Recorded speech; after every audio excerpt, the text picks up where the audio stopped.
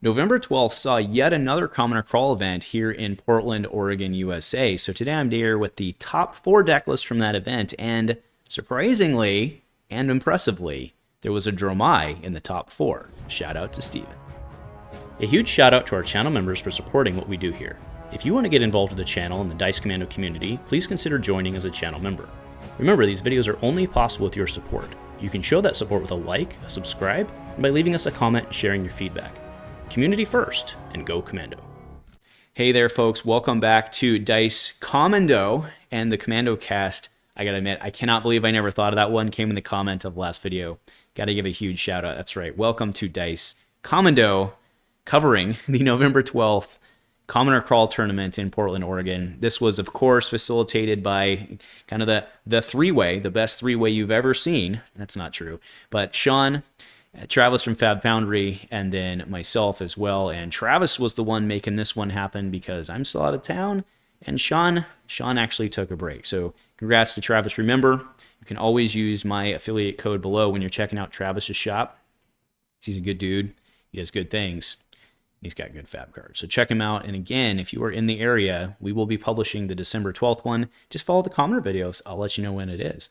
Or you can check out Travis and he'll let you know as well. Join up his Discord and all that. All right, so without further ado, let's get into the recap itself. So we have 4 decks tonight. First place was taken down by Jesse Valdez, which you'd be surprised to nobody. Very good player in the area.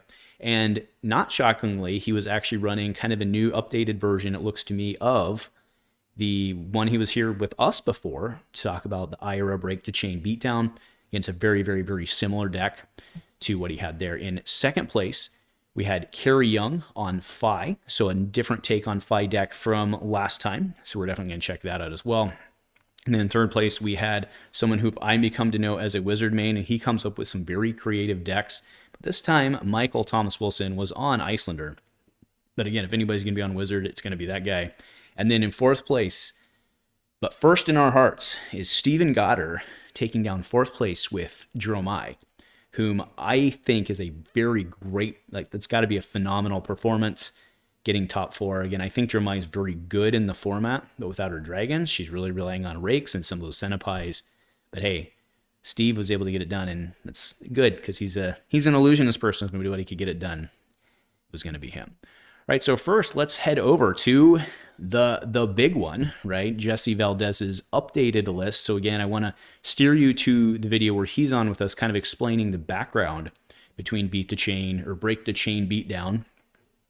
And I will, of course, link it up here. But, of course, there's been a couple new sets. Specifically, there's also been Around the Table since then.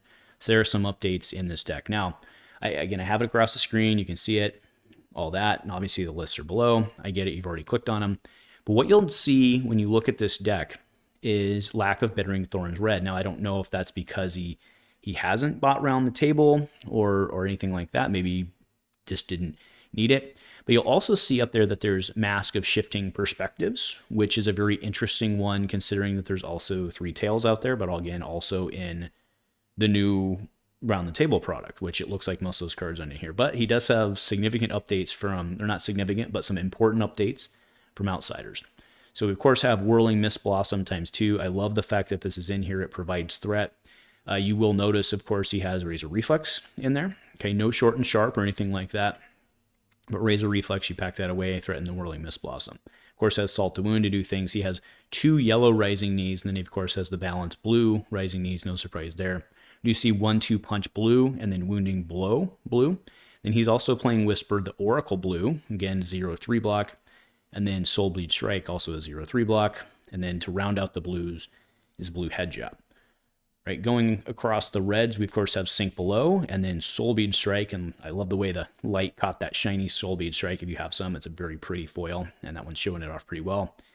Leg Taps, red, and then Stony Wootenhog, right? That's his popper, but it also helps him do things, right? If, he can pop the cross strap, do the gauntlet, and, Ira comes in for the +1, and all of a sudden you're facing down a pretty big one. He has some really sexy signed Brutal Assaults there, and then Flying Kick as well. And then to round out kind of the 1/5 package, he's got Crit Strike, Push the Point, again, then ugly. If you land that first Kodachi, you come in on that. That's really good. And then Torrent of Tempo, of course, threatening the go again, and then round it out with Fate Foreseen for the deck. So again, a lot of the same strategy we've seen before with some tech updates. And again, congratulations, Jesse, and thank you for sharing your deck with us. All right, moving into second place. So this is Cary Young's Phi deck. So we see obviously a lot of the similar core, which you would expect because it's Draconic Ninja. But there's some significant differences, or there's some notable differences in here as well. Now, he is running Mask of the Three Tails with a card draw, which makes sense. He's on Blossom of Spring, Stubby Hammers, of course, and then Snappies. No surprise there.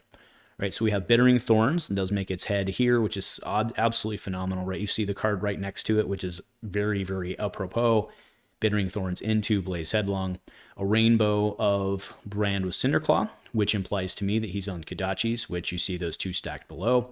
Those are his prime ones. Okay, we do see Searing Emberblade is in the loadout, but the fact that he laid out the two Kodachis implies to me that that was his prime line of play, and the fact that you have the 6 brands in there, I think also lends to that.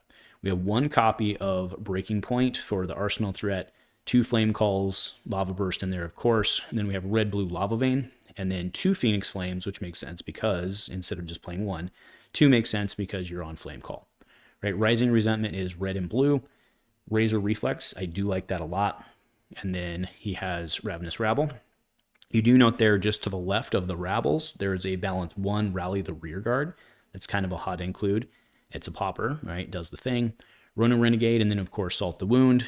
Scar for a Scar is in this one. And then, of course, Sink Below, which is able to be swapped out if needed. So again, what I really like about this is just the pure flexibility on how you, like, just a couple tweaks can completely change really how you're facing this deck. The Kodachis are a pretty big, I mean, again, especially with the fact that you can, if you brand them, then they become Draconic. So then now you're threatening the Phi thing. I really like it with the Mask of the Three Tails and the fact that you don't have to land them in order.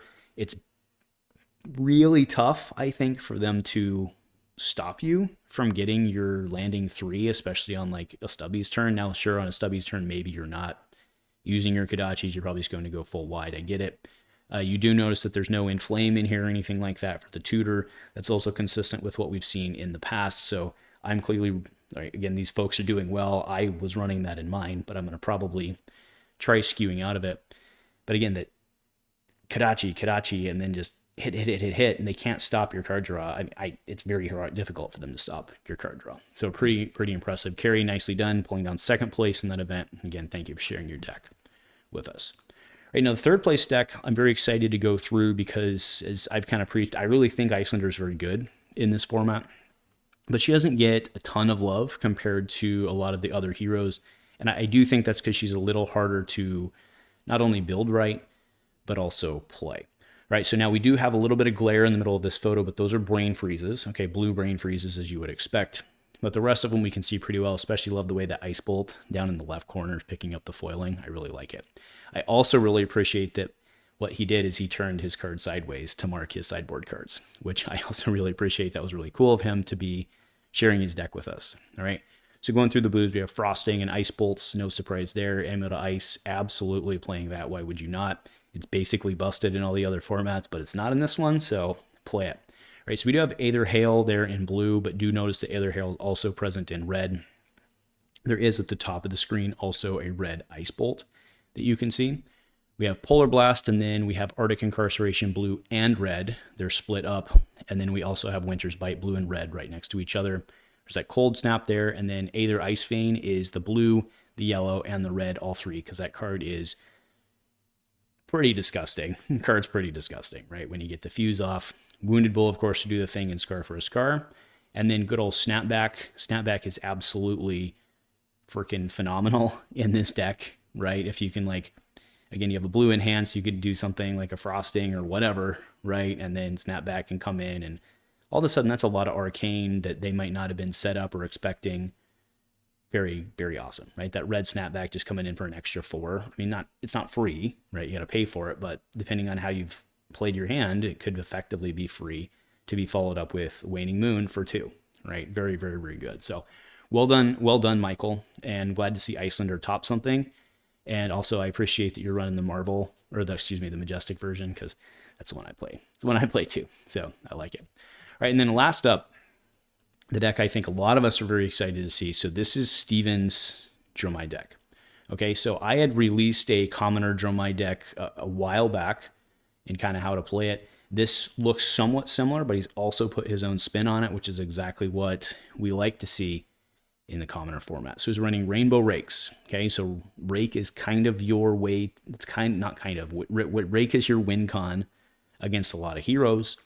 But if you go and look at what else he has in here, if they don't have poppers, things start getting real ugly real quick, right? One of the cool things about Dromai is she has Spears of Surreality and the Centipede, right? So she has 2 1/5 goes. Now they have Phantasm, so that can stink. But if they don't, it's just a 1/5 goes. It's pretty darn good, right? We also see Scar for a Scar, no surprise there. We see the big Centipede, and then we see Nimbleism. That's such a dirty play. Nimbleism into Blaze Headlong. It's kind of an Emperor play. It was in the deck we talked about before, and I remember he made that comment. He's like, oh, Nimbleism into Blaze Headlong. That's gross. And here it is. I love it. I like that he went with cut down to size. That's actually very creative as a popper, because I think a lot of the time if you are, well, I mean, they see what the card does, right? You're not swapping it in like you are with Uzuri or something like that and catching them off guard. But it means they have to block it, and it can potentially buy you the time that you need. So I really like that as an include. A Skittering Sands, no surprise there. Sweeping Blow makes complete sense. We have Rabble, Dust Up, and then the other center, right? So you've got Embermaw on the red and the yellow, and then you have Dunebreaker on the red. Going down to the bottom on your protection, we have Sink Below, Fate Foreseen. We have the Ward, Sand Cover. We have Oasis. And then we have Billowing Mirage down there in the glare. And then, of course, a pile of Ash tokens. Now, if you do look at what he's running in terms of the stack there, the loadout, I should say, that is stacked. We have the Storm. We have the Ironhide Helm. He has Deep Blue, which is actually pretty hot call, right? Turn a red into a blue because you have a smattering of reds. Then he has Silent Stilettos there. And, of course, Silken Form for the gloves.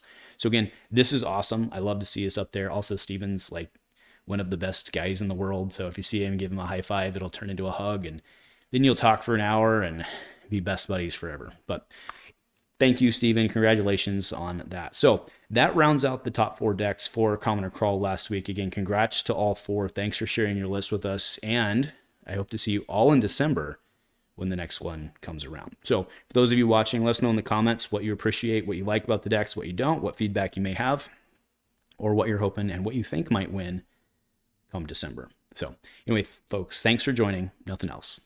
Go Commando.